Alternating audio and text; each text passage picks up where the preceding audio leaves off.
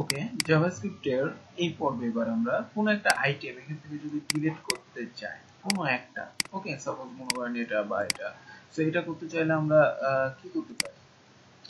এটার জন্য আমরা যেটা করব সেটা হচ্ছে এটাকে ধরবো, ধরাটা আমাদের সেম আইডি দিয়ে আমরা ধরলাম, ধরার পর আমরা এখানে একটা ভ্যারিয়েবল নিতে পারি, var del বা ডিলিট, যে কোনো একটা কিছু নেবেন।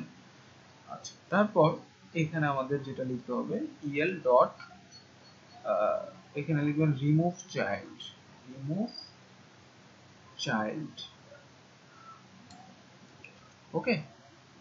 দেন এখানে আপনাকে যেটা করতে হবে সেটা হচ্ছে যে এই যে el এখান থেকে ডট আপনাকে নিতে হবে চাইল্ড নোড, চাইল্ড নোড, ওকে।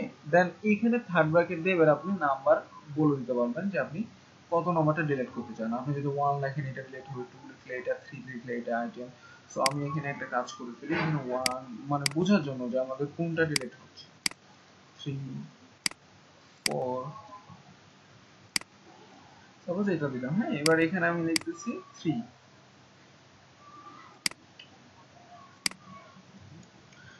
কনসোল বা ডকুমেন্ট ডট রাইট যা ইচ্ছা করতে পারেন। সো আমি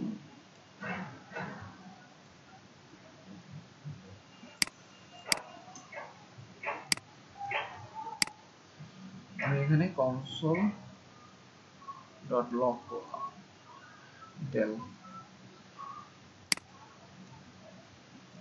নাও যদি যাই, এই যে দেখেন আমাদের 1 2 নম্বর আইটেম নাই, 3 4, ঠিক আছে, একটা কিন্তু ডিলিট হয়ে গেছে। কত নম্বরে?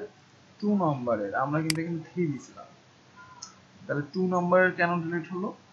কারণ এখানে কিন্তু একটা স্পেস থাকে, যে এখানে একটা ধরবে, আমি এটাও বলছিলাম চাইল্ড নোডের ক্ষেত্রে, তাই না?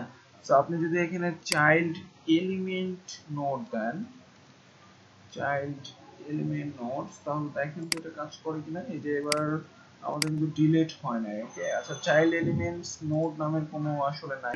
সো আমাদের যদি 3 টাকে আমরা করতে চাই, এখানে আমাদের চাইল্ড এলিমেন্টস নোড নামের কোনো কিছু নাই, চাইল্ড নোডসই আপনাকে লিখতে হবে। জাস্ট এখানে 4 করবেন, 4। আচ্ছা, আমাদের এটা ডিলিট হয়নি। এবার চাইল্ড নোড,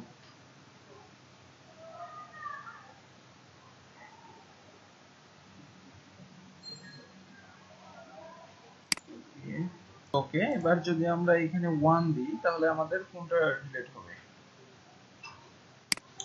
দেখেন 1 নাই, ওকে, আমাদের এটা ডিলিট হয়ে গেছে এই লাইটে, ঠিক আছে। সো এভাবে আপনি এই চাইল্ড নোডস এর মাধ্যমে ডিলিট করতে পারবেন।